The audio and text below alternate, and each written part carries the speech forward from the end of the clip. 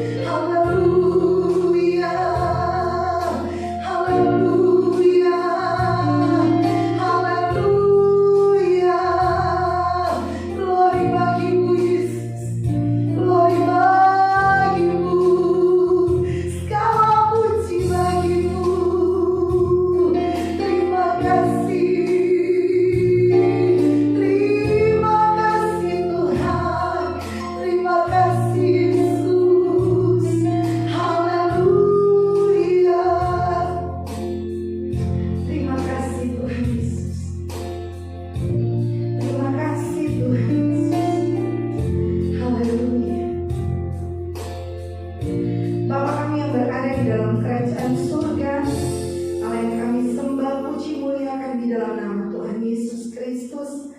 Saat pagi hari ini kami ada di rumah-Mu Tuhan. Kami rindu untuk beribadah, memuji, memuliakan nama-Mu. Hadirlah Engkau di setiap ibadah kami, mengurapi kami, setiap hamba-hamba-Mu yang melayani. Biar setiap umat-umat-Mu yang datang boleh pulang membawa berkat sukacita yang berasal daripada Engkau. Terpujilah nama-Mu, kekal Engkau untuk selama-lamanya. Di dalam nama Tuhan Yesus Kristus kami buka ibadah kami saat ini. Haleluya, amin. Puji Tuhan, kita masih berdiri, kita memuji Tuhan, kita nyanyikan pujian bangkit suruhkan nama Yesus. Haleluya, puji Tuhan. Haleluya.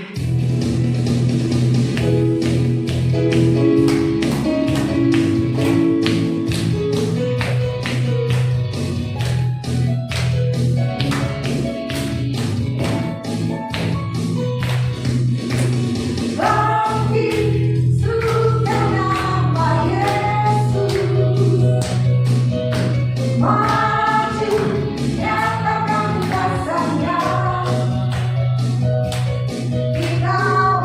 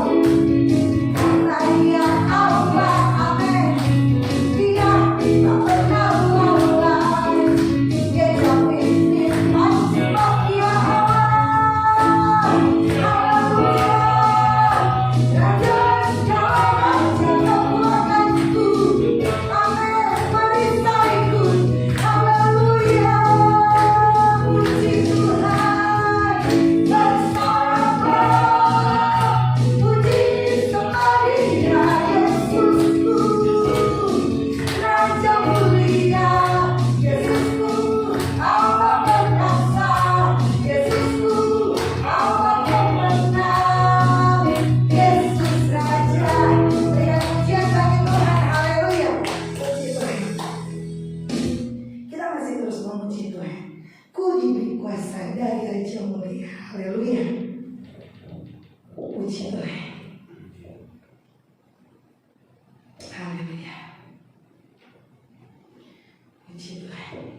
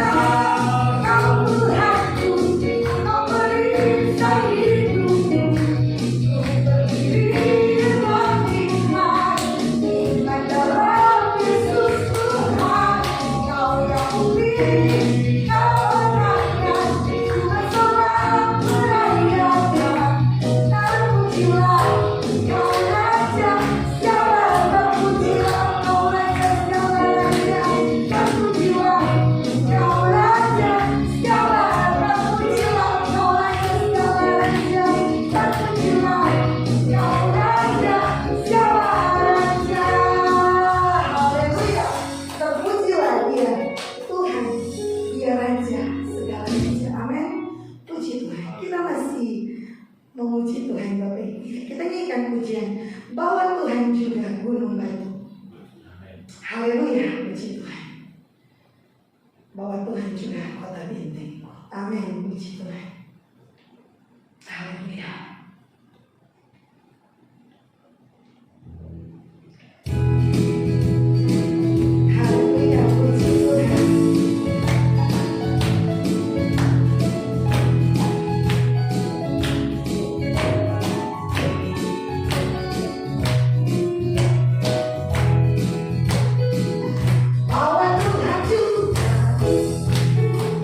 Gunung batu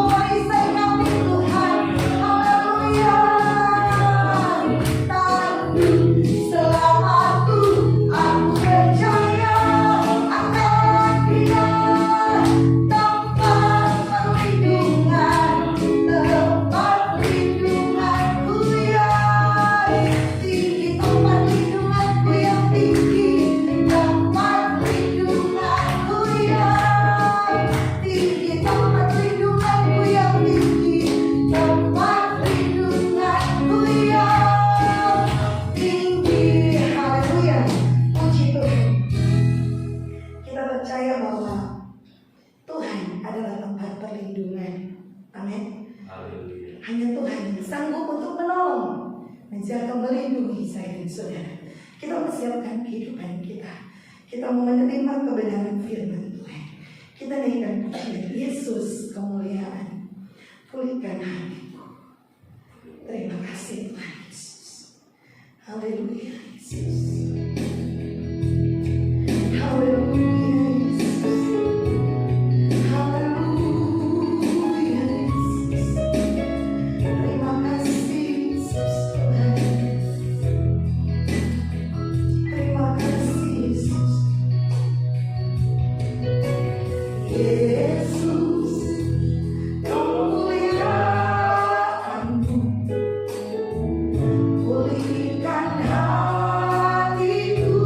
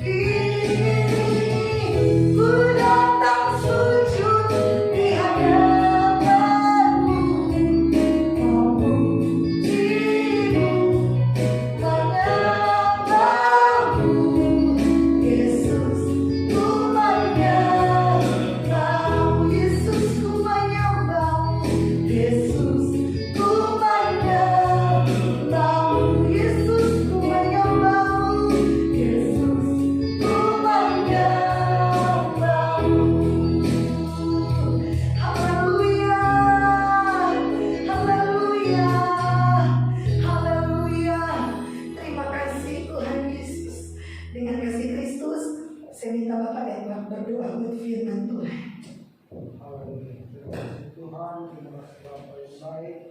Biar semua pujian penyembahan hanya kami naikkan kepadamu Tuhan Yesus, karena Engkau yang baik, karena Engkau yang layak untuk kami puji, Engkau yang layak untuk kami sembah. Terima kasih. Dalam nama Tuhan Yesus kami ikut mendengarkan firman kebenaran-Mu. Berkati kami, pakai kami Tuhan Yesus. Sehingga apa yang kami dengar, apa yang kami baca dari firman-Mu, mulai semua itu mampukan kami untuk kami mengerti akan rencana-rencana-Mu yang indah di dalam kehidupan kami Bapa. Rencana keselamatan-Mu yang Tuhan rencanakan di dalam kehidupan kami. Berkati kami Tuhan Yesus. Di dalam nama Tuhan Yesus kami siap untuk mendengarkan firman kebenaran. Glory, glory, haleluya. Amin. Amin. Puji Tuhan, silakan duduk. Saya serahkan kepada Bapak.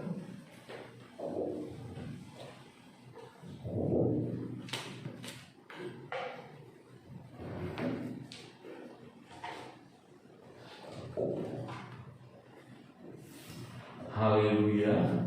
Kita bersyukur atas anugerah Tuhan dalam hidup kita. Sama-sama kita akan mendengarkan firman Tuhan.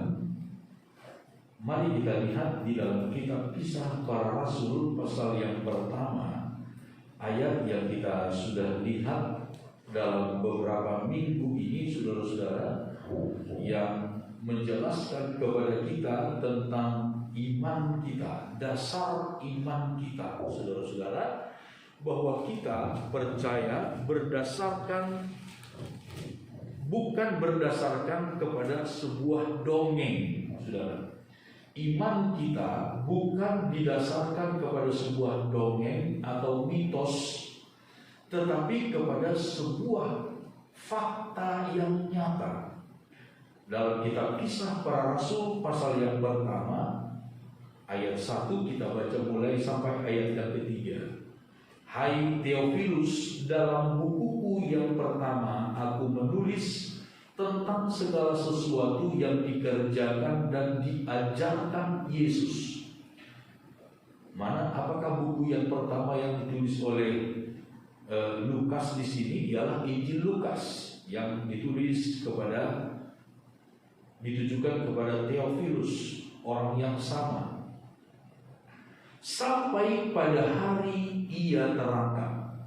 Sebelum itu ia telah memberi perintahnya oleh Roh Kudus kepada rasul-rasul yang dipilihnya. Kepada mereka ia menunjukkan dirinya setelah penderitaannya selesai, dan dengan banyak tanda ia membuktikan bahwa ia hidup. Sebab selama 40 hari ia berulang-ulang menampakkan diri dan berbicara kepada mereka tentang kerajaan Allah. Saudara-saudara, sekali lagi saya ingin menegaskan kepada kita bahwa iman kita kepada Yesus Kristus adalah iman yang didasarkan kepada satu bukti yang kokoh. Kita saat ini tidak melihat Allah, saudara. Tidak seorang pun yang melihat Allah. Tetapi Allah nyata dalam kehidupan kita. Di seluruh dunia ini tidak ada orang yang dapat melihat Tuhan. Karena Alkitab berkata, Tuhan itu berdiam di tempat di terang yang tak terhampiri. Seorang pun tidak dapat melihat Tuhan dengan keadaan manusiawi. Kalau ada orang yang melihat Tuhan dengan keadaan manusiawi, orang itu pasti mati, kata Alkitab. Pasti mati. Tidak ada yang dapat tahan memandang kepada Tuhan. Tidak ada.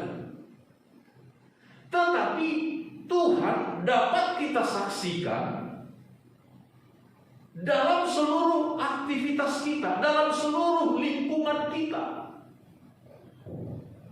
Saudara-saudara, alam semesta yang teratur begitu rupa membuktikan ada Sang Pencipta. Tidak mungkin alam semesta ini begitu teratur hanya terjadi begitu saja. Tidak mungkin. Tidak mungkin. Saudara-saudara, di alam, di jagat raya ini ada miliaran planet. Miliaran planet. Dan tidak ada satu dengan yang lain yang bertabrakan. Tidak ada satu sama lain yang bertabrakan. Semua teratur. Semua teratur. Pasti ada yang menciptakan. Pasti ada yang mengaturnya. Yaitu Tuhan Sang Pencipta. Yang di dalam Alkitab kita menemukan namanya adalah Yesus Kristus. Yesus Kristus.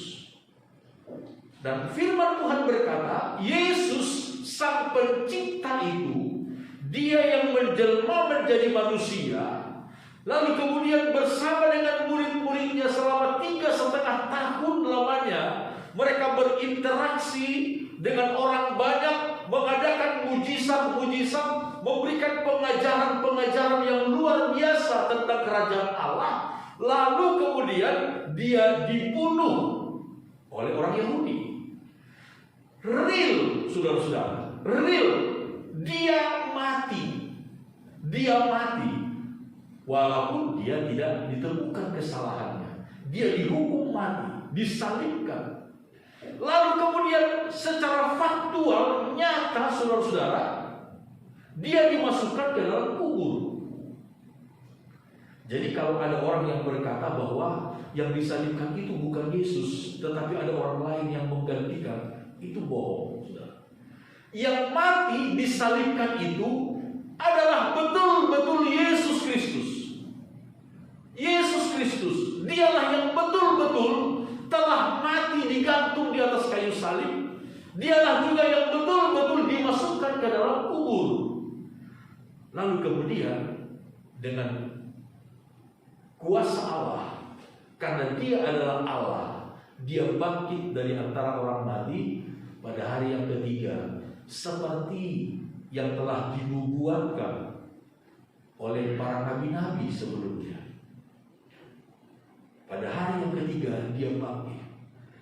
Dan sesudah dia bangkit itulah kemudian dia menunjukkan dirinya kepada murid-murid untuk membuktikan bahwa dia hidup. Sebab tadinya, saudara-saudara, murid-murid itu begitu syok, begitu kehilangan, begitu putus asa. Karena Yesus jagoan mereka, Yesus andalan mereka. Di depan mata mereka sendiri, mereka melihat Yesus tak berdaya, seolah-olah tak berdaya, dihukum mati. Sehingga mereka syok, mereka kehilangan harapan, mereka putus asa, mereka ketakutan. Itu sebabnya ketika Yesus bangkit dari antara orang mati, Yesus datang kepada mereka semua untuk menunjukkan, inilah aku hidup. Aku hidup. Mereka memegang dia, mereka meraba dia. Yesus berkata, peganglah aku, rabalah. Sebab mereka berpikir yang mereka lihat itu adalah hantu. Yang mereka lihat itu adalah hantu. Tapi Yesus berkata, ini aku, peganglah, rabalah. Hantu tidak mempunyai tulang, tidak mempunyai daging, kata Yesus. Kepada Thomas bahkan Yesus berkata, hai Thomas, masukkanlah jarimu ke dalam bekas paku yang ada di tanganmu. Masukkanlah tanganmu ke dalam bekas tombak yang ada di lambungmu. Jangan engkau tidak percaya lagi. Itulah yang dikatakan oleh Lukas, ditegaskan oleh Lukas kepada Theophilus, seorang bangsawan, seorang pejabat tinggi kekaisaran Roma pada waktu itu, untuk menunjukkan bahwa iman kita didasarkan kepada sesuatu yang real, sesuatu yang nyata. Walaupun Tuhan tidak kita lihat, tetapi Tuhan itu nyata. Kepada mereka, ayat 3, ia menunjukkan dirinya setelah penderitaannya selesai, dan dengan banyak tanda ia membuktikan bahwa ia hidup. Sebab selama 40 hari ia berulang-ulang menampakkan diri dan berbicara kepada mereka tentang kerajaan Allah. Saudara-saudara yang dikasihi oleh Tuhan, firman Tuhan menegaskan kepada kita bahwa Allah yang kita sembah itu adalah Allah yang hidup, Allah yang berkuasa. Kalau Dia tidak hidup, saudara-saudara, maka sia-sialah iman kita. Kalau seandainya Allah yang kita sembah adalah Allah yang mati, saudara-saudara, minggu yang lalu kita sudah melihat bagaimana kita bersyukur kepada Tuhan karena yang kita sembah adalah Allah yang hidup, bukan Allah yang mati. Karena Dia hidup, saudara-saudara, karena Dia hidup, maka Dia mendengar segala doa kita. Amin, saudara. Karena Dia hidup. Kalau Dia mati, Allah yang mati, kita teriak kayak apa juga nggak bakalan didengar. Itu sebabnya dalam banyak budaya, saudara-saudara, dalam banyak budaya, termasuk dalam budaya orang Batak, saudara, dalam budaya kami orang Batak, seringkali ada orang yang berdoa kepada orang tua yang telah meninggal, nenek moyang telah meninggal, meminta berkat kepada nenek moyang, kepada orang tua yang telah lama meninggal. Alkitab berkata itu adalah satu kebodohan, saudara-saudara. Satu kebodohan. Sebab tidak mungkin orang yang mati mendengar doa permohonan. Gak mungkin, saudara. Tetapi kita bersyukur kepada Tuhan, kita memiliki Allah yang hidup. Itu sebabnya ketika kita berdoa, kita yakin Dia mendengar doa kita. Karena Dia hidup. Karena Dia hidup. Saudara-saudara, firman Tuhan berkata di dalam kitab 1 Korintus pasal 15. 1 Korintus pasal 15, ketika Paulus menjelaskan tentang kebangkitan orang-orang mati, kebangkitan Yesus adalah yang sulung, buah sulung dari kebangkitan itu sendiri. 1 Korintus pasal 15 ayat yang ke-16, firman Tuhan berkata demikian. 1 Korintus 15 ayat 16, sebab jika benar orang mati tidak dibangkitkan, maka Kristus juga tidak dibangkitkan. Dan jika Kristus tidak dibangkitkan, maka sia-sialah kepercayaan kamu, dan kamu masih hidup dalam dosa. Kalau seandainya Kristus tidak dibangkitkan, sia-sialah kita menjadi percaya kepada Tuhan. Ya, sia-sia, gak ada gunanya. Dalam pasal ini, dalam 1 Korintus pasal 15 ini, Paulus secara panjang lebar menjelaskan tentang kebangkitan orang mati. Karena pada waktu itu, pada masa itu, ada dua filsafat besar Yunani, dua aliran filsafat besar Yunani, yaitu filsafat Stoa dan Epikuros. Itu menyatakan tidak ada kebangkitan. Sehingga Paulus kemudian menjelaskan menurut firman Tuhan bahwa sungguh-sungguh kebangkitan itu ada. Ada kebangkitan dari antara orang mati. Dan kebangkitan Yesus adalah buah sulung dari segala kebangkitan. Yang pertama dari segala kebangkitan. Kebangkitan Yesus adalah merupakan patron, contoh dari kebangkitan orang-orang mati kelak. Tetapi kemudian kita mengerti di dalam Alkitab ada dua gelombang kebangkitan itu. Ada dua gelombang. Gelombang yang pertama adalah kebangkitan orang-orang benar, orang-orang yang percaya kepada Tuhan. Kapan itu terjadi? Pada hari kiamat, yang seringkali bahasa umum kita kenal dengan hari kiamat. Kapan itu hari kiamat terjadi? Pada waktu Yesus datang kembali. Pada waktu Yesus datang kembali. Sebab Dia pasti akan datang kembali. Dia akan datang kembali. Bukan lagi seperti bayi, sebagai seorang bayi, seperti pada waktu Dia lahir 2000 tahun yang lalu. Tapi Dia akan datang sebagai raja di atas segala raja, Tuhan di atas segala Tuhan. Alkitab berkata dia akan datang dari sorga. Semua mata akan memandang dia. Semua mata akan memandang dia. Pada waktu itulah, saudara-saudara, pada waktu dia datang, semua orang yang sudah mati di dalam Tuhan, semua orang benar yang telah mati akan bangkit dari kubur, akan dibangkitkan oleh Tuhan. Bagaimana caranya? Saya tidak tahu. Itu kuasa Tuhan. Lalu orang-orang percaya, orang-orang benar yang masih hidup sampai pada saat itu, Alkitab berkata dalam sekejap mata tubuh kita ini diubahkan oleh Tuhan. Sebab sekali lagi dengan tubuh jasmani kita yang sekarang, tidak mungkin seseorang bertemu dengan Tuhan, melihat Tuhan, tidak bisa. Dalam sekejap mata kita yang masih hidup akan diubahkan tubuhnya.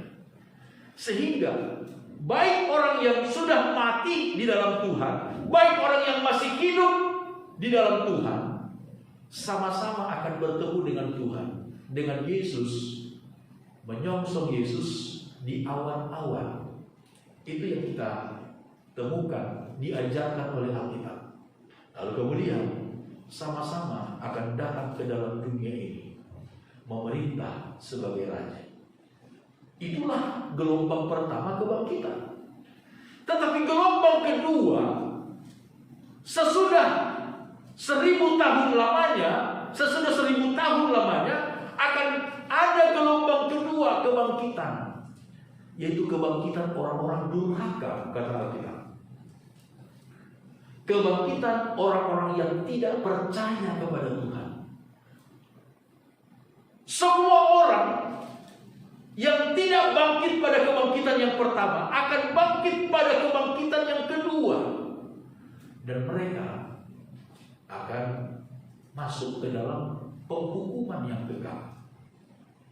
Kalau kebangkitan yang pertama, orang-orang yang bangkit pada kebangkitan pertama akan masuk ke dalam kemuliaan Allah, maka kebangkitan yang kedua, orang-orang durhaka, orang-orang yang tidak percaya kepada Tuhan, akan dibangkitkan pada kebangkitan yang kedua, dan mereka akan masuk kepada penghukuman yang kekal dari Tuhan. Disinilah Paulus kemudian berkata, jika Kristus tidak dibangkitkan, sia-sialah kepercayaan kamu. Sia-sialah kepercayaan kamu, dan kamu masih tetap dalam dosamu. Tetapi yang benar adalah bahwa Kristus telah dibangkitkan. Dia telah hidup kembali. Amin, saudara. Sehingga iman kita didasarkan tertuju kepada Allah yang hidup. Kepada Allah yang hidup. Mari kita lihat, saudara-saudara, di dalam kitab Ibrani, firman Tuhan berkata demikian. Ibrani pasal 9. Ibrani pasal 9 ayat 27. Penulis kitab Ibrani berkata demikian. Ayat 27.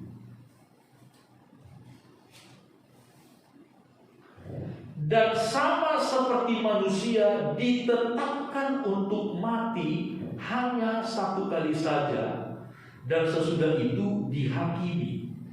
Demikian pula Kristus hanya satu kali saja mengorbankan dirinya untuk menanggung dosa banyak orang. Sesudah itu ia akan menyatakan dirinya sekali lagi tanpa menanggung dosa untuk menganugerahkan keselamatan kepada mereka yang menantikan Dia. Haleluya, saudara-saudara. Di sini dengan tegas firman Tuhan berkata bahwa manusia ditetapkan untuk mati hanya satu kali saja, dan sesudah itu akan dihakimi. Manusia ditetapkan hanya satu kali mati. Ada orang kemudian bertanya, saudara, loh, kalau begitu bagaimana dengan Lazarus? Lazarus itu 2 kali mati katanya. Iya kan? Pertama Dia mati, 4 hari kemudian dia dibangkitkan oleh Yesus. 2 kali mati. Yang dimaksudkan 1 kali mati adalah mati 1 kali, artinya mati dalam artian yang seterusnya. Bukan mati kemudian dalam beberapa waktu kemudian dibangkitkan. Bukan, saudara-saudara. Tetapi dalam artian semua manusia 1 kali pasti akan mati. Itu maksudnya. 1 waktu, 1 kali akan mati. Dan sesudah mati akan dihakimi. Jadi kalau ada orang berkata manusia itu kalau mati habis perkara, itu salah, saudara. Justru sesudah mati manusia itu akan menghadap pengadilan Allah untuk mempertanggungjawabkan segala sesuatu apa yang dilakukannya selama dia hidup. Baik apakah itu perbuatan yang baik maupun perbuatan yang tidak baik, akan dipertanggungjawabkan. Manusia ditetapkan untuk mati hanya 1 kali saja dan sesudah itu dihakimi.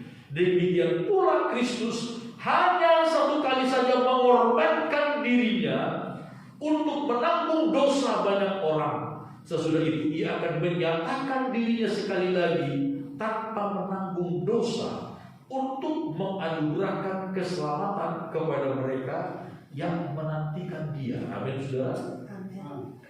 Yesus akan datang kembali bukan lagi untuk menanggung dosa manusia, bukan. Menanggung dosa dia telah lakukan 2000 tahun yang lalu ketika dia mati di atas kayu salib. Tetapi kembali dia akan datang bukan lagi menanggung dosa, melainkan memberi keselamatan. Ini loh keselamatan yang kalian tunggu-tunggu, yang kita tunggu-tunggu, dianugerahkan kepada kita. Apa yang dilihat oleh Rasul Yohanes di Pulau Patmos, mari kita lihat di dalam kitab Wahyu pasal yang pertama, saudara-saudara. Dalam penglihatan yang diterima oleh Rasul Yohanes ketika dia dibuang di Pulau Patmos. Di Pulau Patmos. Dia dibuang di sana karena dia seorang hamba Tuhan, seorang hamba Allah. Ayat 12, Wahyu 1 ayat 12. Lalu aku berpaling untuk melihat suara yang berbicara kepadaku. Dan setelah aku berpaling, nampaklah kepadaku 7 kaki dian dari emas. Dan di tengah-tengah kaki dian itu ada seorang serupa anak manusia, berpakaian jubah yang panjangnya sampai di kaki, dan dadanya berlilitkan ikat pinggang dari emas.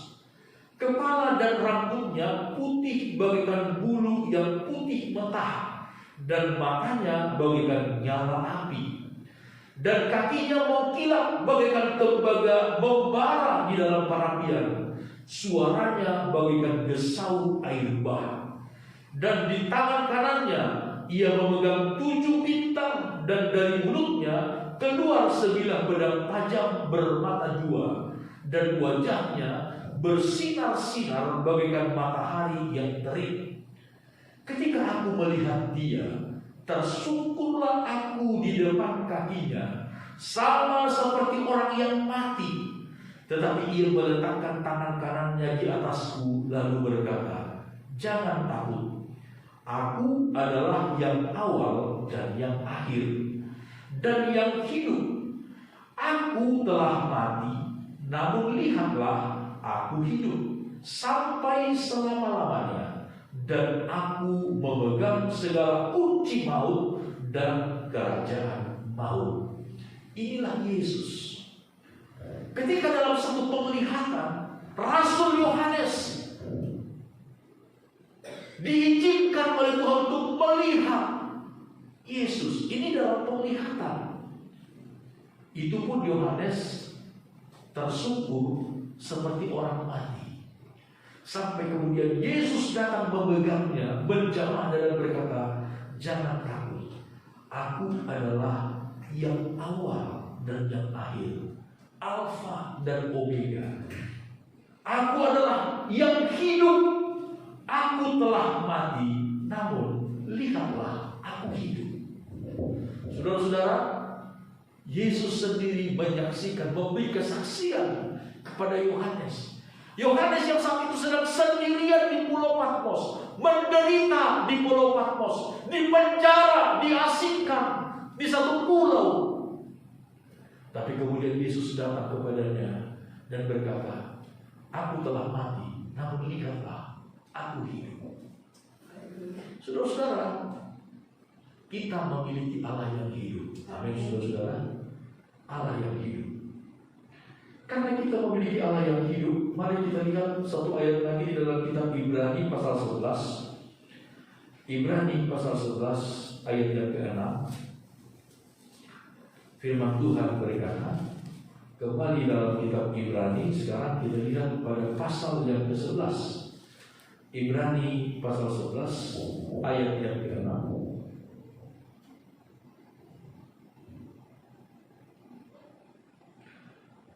Tetapi tanpa iman tidak mungkin orang berkenan kepada Allah. Sebab barang siapa berpaling kepada Allah, ia harus percaya bahwa Allah ada dan bahwa Allah memberi upah kepada orang yang sungguh-sungguh mencari Dia. Amin, saudara. Karena kita memiliki Allah yang hidup, kita percaya kepada Allah yang hidup, maka firman Tuhan berkata, oleh iman kita kepada Tuhan, Allah memberi upah kepada orang yang sungguh-sungguh mencari Dia. Allah memberi upah. Satu ayat lagi, kembali dalam kitab 1 Korintus pasal 15 tadi, saudara-saudara. Sekarang kita melihat pada ayat yang terakhir. Kalau tadi kita lihat ayat 17, sekarang 1 Korintus pasal yang ke-15, ayat yang terakhir, ayat yang ke-58, firman Tuhan berkata demikian. 1 Korintus pasal 15 ayat yang ke-58. Karena itu saudara-saudaraku yang kekasih, berdirilah teguh, jangan goyah, dan giatlah selalu dalam pekerjaan Tuhan. Sebab kamu tahu bahwa dalam persekutuan dengan Tuhan, jerih payahmu tidak sia-sia. Amin, saudara-saudara. Firman Tuhan dengan tegas berkata, di akhir penjelasannya, uraian dari Paulus tentang kebangkitan, kemudian Paulus menutup dengan satu keyakinan yang kokoh. Karena itu saudara-saudaraku yang kekasih, berdirilah teguh, jangan goyah. Saudara, pada waktu itu jemaat di Korintus sempat goyah iman mereka. Karena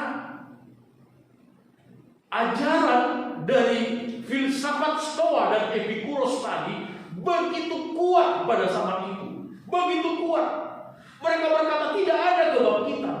Tidak ada kebangkitan. Bahkan mereka berkata, marilah kita makan dan minum. Marilah kita berpesta pora, bersenang-senang. Karena besok kita akan mati. Sesudah mati habis perkara.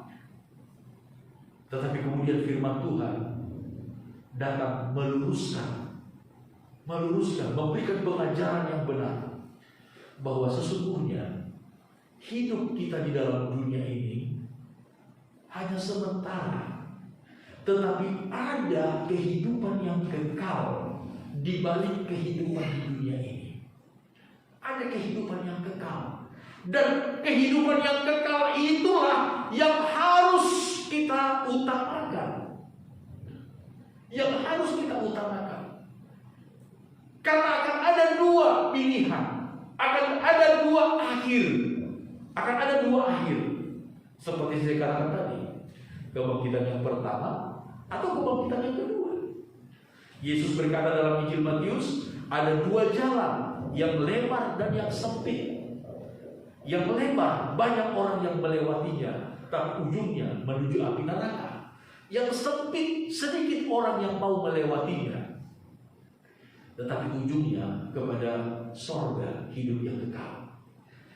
Di dalam 1 Korintus pasal 15 ini, Paulus secara panjang lebar menjelaskan tentang iman kita kepada Yesus Kristus.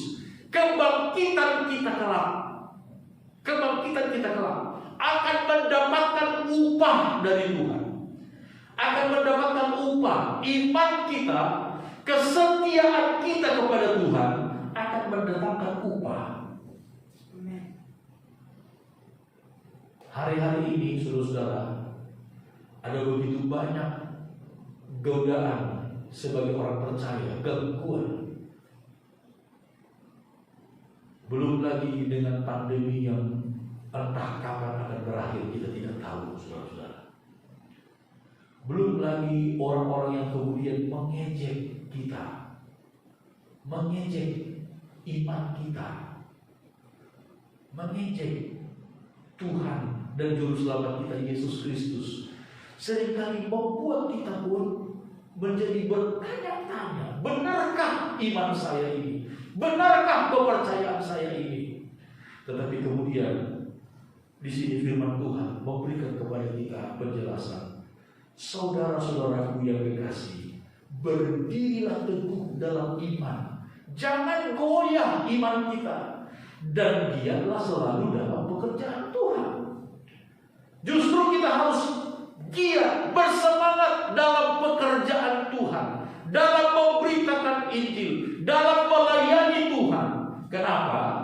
Sebab kamu tahu bahwa dalam persekutuan dengan Tuhan, jerih payahmu tidak sia-sia. Amin, saudara.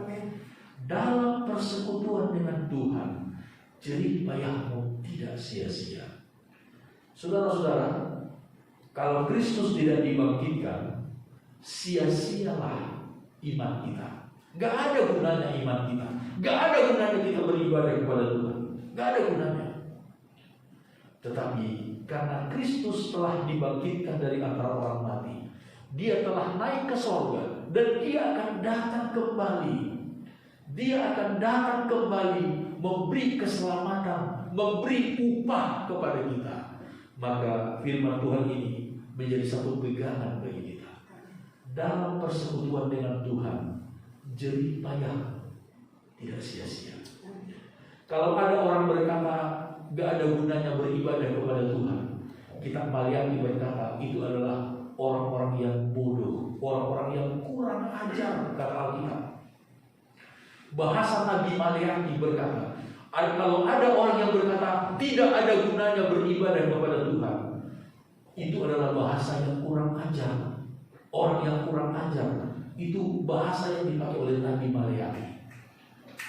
Tetapi kata firman Tuhan, setiap jerih darah kita dalam mengiring Tuhan, percaya kepada Tuhan.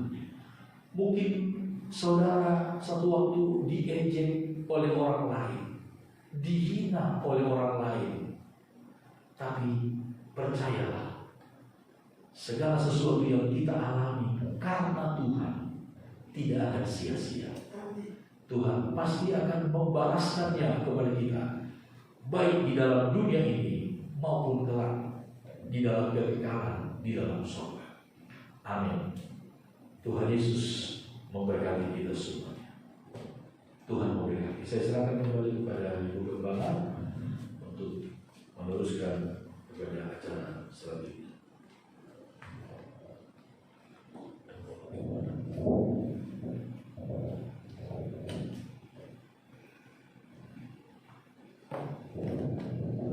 Puji Tuhan, kita sudah menerima kebenaran firman Tuhan saat ini. Kita akan berdoa mensyukuri firman Tuhan yang sudah kita terima. Kita naikkan pujian, Engkaulah kekuatanku, tempat perlindungan. Terima kasih Tuhan Yesus. Haleluya.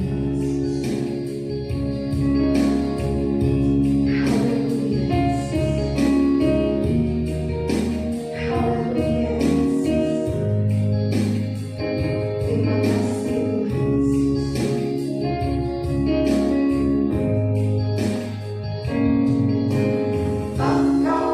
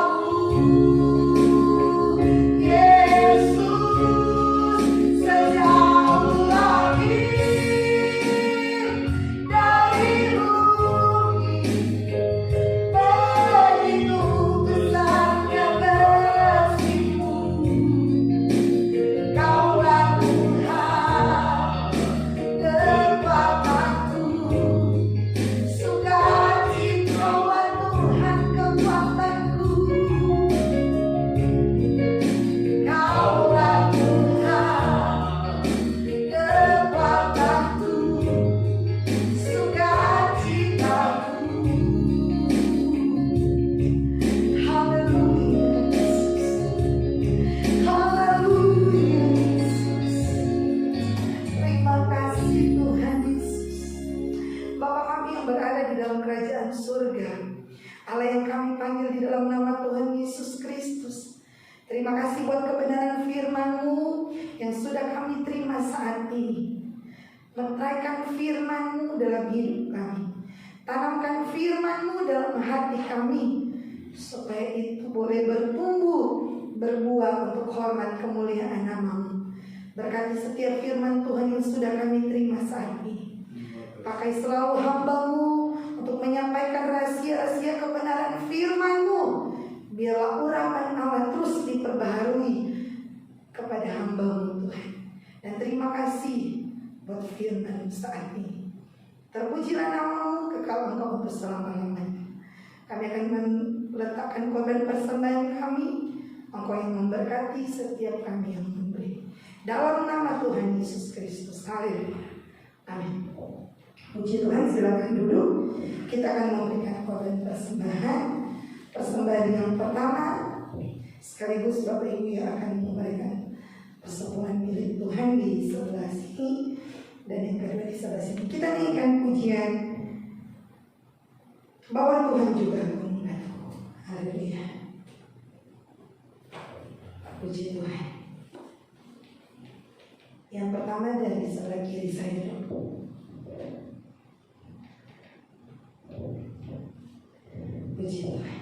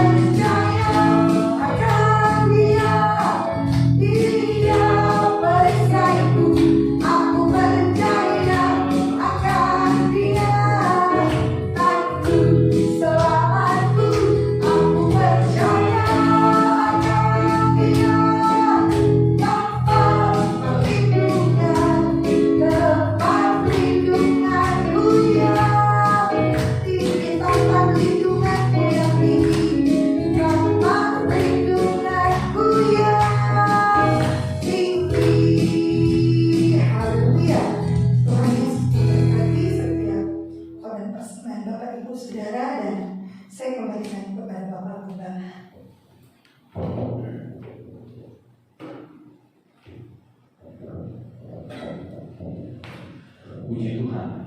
Pengumuman bagi kita saudara-saudara, minggu depan kita akan kembali beribadah dalam ibadah perjamuan Tuhan seperti yang kita biasakan setiap minggu pertama di setiap bulan. Jadi bagi jemaat yang tidak bisa datang minggu depan, bisa menghubungi kami untuk mengambil roti dan anggur untuk makan dan minum perjamuan Tuhan di tempat saudara minggu depan. Jadi minggu depan sekali lagi kita akan kembali beribadah. Bagi jemaat yang bisa datang beribadah di gereja di tempat ini, jam 10 kita beribadah dalam ibadah perjamuan Tuhan. Kemudian saudara-saudara, saya juga ingatkan kepada kita masih berada di saat ini di bulan Ramadan, bulan puasa. dimanapun kita berada, jaga diri kita baik-baik, saudara ya. Hormati saudara-saudara kita yang sedang melakukan ibadah puasa. Jangan sampai nanti kemudian ada terjadi kesalahpahaman yang kemudian merugikan semuanya. Jadi lebih baik kita menjaga diri, ya. Dan yang kedua, jangan lupa protokol kesehatan, saudara. Dimanapun saudara berada, dalam pekerjaan, kalau saudara harus bekerja di luar rumah, jangan sampai ceroboh, harus waspada, selalu pakai masker, sering-sering cuci tangan, saudara-saudara, dan kita ikuti protokol kesehatan, saudara, karena seperti mungkin juga saudara-saudara mungkin sudah melihat atau menerima tayangan-tayangan video bagaimana yang sedang terjadi di India hari-hari ini, begitu mengerikan, saudara, begitu mengerikan. Dan kita berdoa jangan sampai terjadi hal seperti itu di Indonesia, di negara kita. Tapi yang saya baca di berita dalam satu minggu ini, kemudian sempat heboh karena rupanya orang-orang dari India itu berusaha kabur dari India dan banyak yang menuju ke Indonesia, ingin masuk ke Indonesia. Dan beberapa hari yang lalu itu dari 100 berapa orang itu datang, walaupun sampai saat ini mereka masih di karantina, tetapi ternyata ada belasan orang yang positif corona. Jadi kita berdoa semoga tidak ada varian baru yang dari India itu masuk ke Indonesia, berkembang di Indonesia, karena kelihatannya begitu mengerikan, saudara. Kita berdoa, tetapi juga kita selain berdoa, kita juga harus jaga diri kita, saudara ya. Kita harus jaga diri kita. Kalau tidak perlu amat, saudara, lebih baik kita di rumah, ya. Kita menjaga diri, kecuali ada sesuatu yang sangat penting, kita harus bekerja dan lain sebagainya, ya kita waspada senantiasa. Itu saja. Saya mengucapkan selamat datang kepada saudara Denny dan Jesslyn. Saya perkenalkan bahwa kedua saudara ini baru pertama kali datang beribadah, dan inilah kondisi pelayanan di sini. Dan saya juga tidak tahu, memang biasanya tidak seperti ini juga. Biasanya ada beberapa orang jemaat yang lain datang. Saya tidak tahu halangan mereka. Kali ini saya tidak tahu kenapa. Jadi mungkin ini tantangan iman buat Denny dan Jesslyn, ya. Bagaimana untuk kedepannya? Mudah-mudahan minggu depan kembali datang beribadah bersama-sama dengan kami di tempat ini. Itu saja pengumuman bagi kita, saudara-saudara. Sekali lagi, saudara, dalam segala aktivitas kita, jangan lupa dahului dengan doa. Dahului dengan doa, serahkan diri kepada Tuhan dan waspada, saudara. Kenapa waspada? Hari-hari ini, sekali lagi, kejahatan juga begitu tinggi. Kejahatan juga begitu tinggi. Juga penyakit pandemi juga masih terjadi. Jadi double, saudara, kewaspadaan kita. Ya, kewaspadaan terhadap pandemi, kewaspadaan terhadap orang-orang jahat. Ya, kita harus berhati-hati. Itu saja pengumuman bagi kita.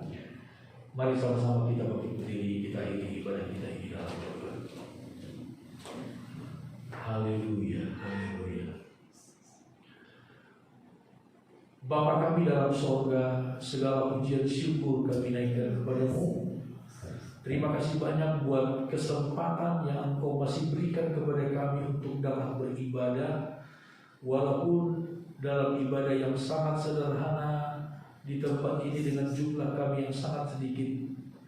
Tapi kami percaya Engkau ada di tengah-tengah kami dan kuasa-Mu tidak kurang, Tuhan,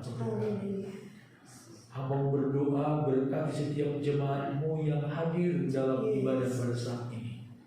Engkau tolong, Engkau pelihara, Engkau lindungi kami semua menghadapi hari-hari yang sukar seperti hari-hari ini. Tuhan, hanya Engkaulah tempat perlindungan kami. Engkaulah penolong kami di atas segala-galanya. Engkaulah Tuhan andalan kami. Juga hamba-Mu berdoa Tuhan buat jemaat-Mu yang akan menyaksikan, mengikuti ibadah ini melalui siaran rekaman video. Tuhan, Engkau jamah hati kami semua. Kalau ada di antara jemaat-Mu yang sakit, Engkau jamah sembuhkan mereka. Dalam segala pergumulan hidup, Tuhan, Engkaulah jawaban dalam setiap persoalan yang ada. Kuatkan yang lemah ya Tuhan. Hiburkan yang susah, sembuhkan yang sakit oleh kasih dan anugerah demi nama Tuhan Yesus Kristus. Minggu depan biarlah kiranya kami boleh bersama-sama dapat beribadah untuk memuji dan memuliakan nama Tuhan. Bapa Sorgawi, kami berdoa untuk bangsa dan negara kami Indonesia. Kami mohon pertolongan Tuhan, tolong bangsa dan negara kami. Tuhan berkati para pemimpin kami, mulai dari Bapak Presiden, Wakil Presiden, seluruh jajaran kabinet, seluruh legislatif, seluruh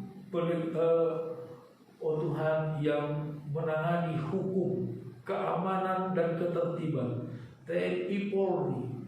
Tuhan tolong seluruh gubernur yang ada di Indonesia, para bupati, wali kota, bahkan seluruh jajaran-jajaran pemerintah sampai yang terendah. Tuhan berkati mereka.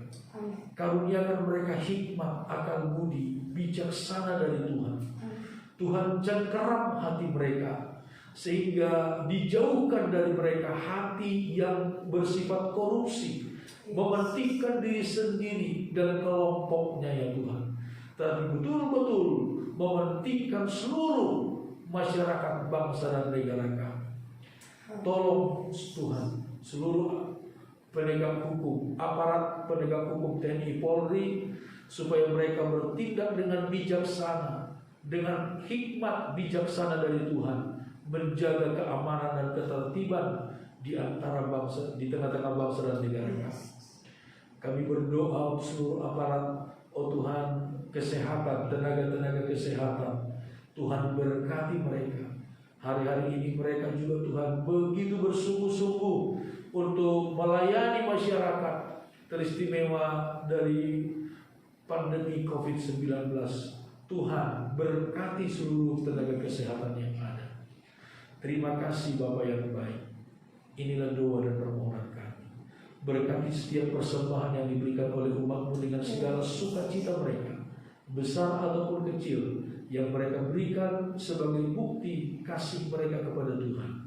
Engkaulah Allah yang membalas dan memberkati untuk hormat dan kemuliaan bagi nama Tuhan. Inilah doa dan permohonan kami Bapa. Sekarang saudara-saudaraku yang dikasihi oleh Tuhan, angkat kedua belah tanganmu, arahkan hati dan pikiranmu kepada Tuhan. Kita mohonkan berkat dari Tuhan. Saudara-saudaraku, percayalah kepada Tuhan dengan segenap hatimu, dan jangan bersandar kepada pengertianmu sendiri. Akuilah Tuhan dalam segala lakumu, maka Tuhan akan meluruskan jalanmu. Dan biarlah kiranya damai sejahtera dari Allah yang adalah Bapa kita, kasih karunia yang melimpah dari Yesus Kristus Tuhan dan Juru Selamat kita, serta persekutuan bersama dengan Roh Kudus, Allah penolong, penghibur dan pembela kita di dalam dunia ini. Itulah kiranya yang nyata menyertai hidup kita hari lepas hari sampai selama-lamanya. Terimalah berkat ini, dan kita akhiri ibadah ini dengan mengucap syukur di dalam nama Tuhan Yesus Kristus. Haleluya. Semua yang percaya katakan sama-sama. Amin. Selamat siang, Tuhan memberkati kita semua.